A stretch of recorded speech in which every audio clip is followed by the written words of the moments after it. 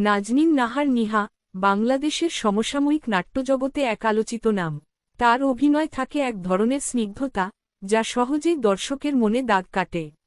ছোটপর্দায় তিনি নিজেকে এমনভাবে উপস্থাপন করেন যে চরিত্রগুলো যেন প্রাণ পায় তার ছোঁয়ায়। সোশ্যাল মিডিয়ার বিভিন্ন প্ল্যাটফর্মে তার নাটকের দৃশ্য, সংলাপ আর অনবদ্য উপস্থিতি ছড়িয়ে পড়েছে দারুণভাবে। তার রূপ ও অভিব্যক্তি নিয়ে তৈরি হয়েছে অসংখ্য পোস্ট, যা তার জনপ্রিয়তাকে আরও বেগবান করেছে।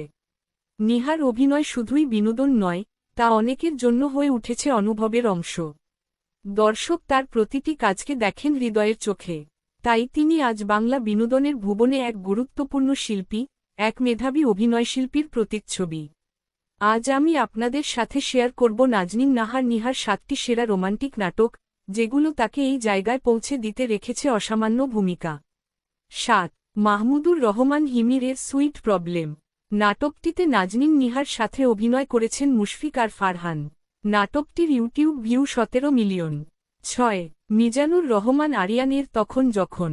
নাটকটিতে নাজনীন নিহার সাথে অভিনয় করেছেন ফারহান আহমেদ জোভান ও সাদিয়া আইমান।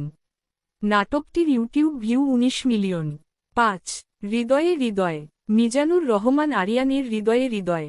নাটকটিতে নাজনীন নিহার সাথে অভিনয় করেছেন ফারহান আহমেদ জোভান। নাটকটির ইউটিউব ভিউ 22 মিলিয়ন। 4. মন দুয়ারি। জাকারিয়া শৌখিনের মন দুয়ারি। নাটকটিতে নাজনীন নিহার সাথে অভিনয় করেছেন জিয়াউল হক অপূর্ব। নাটকটির ইউটিউব ভিউ 27 মিলিয়ন। 3. একবার বলো ভালোবাসি। মুহাম্মদ মিফতা আনানের একবার বলো ভালোবাসি। নাটকটিতে নাজনীন নিহার সাথে অভিনয় করেছেন মুশফিক আর ফারহান। নাটকটির YouTube view 28 million. 2. My dear leader. Muhammad Mifta আনানের my dear leader. My dear leader নাটকটিতে নাজনীন নিহার সাথে অভিনয় করেছেন মুশফিক আর ফারহান। নাটকটির YouTube view 29 million. 1. Love line. Prabir Roy চৌধুরীর লাভ লাইন।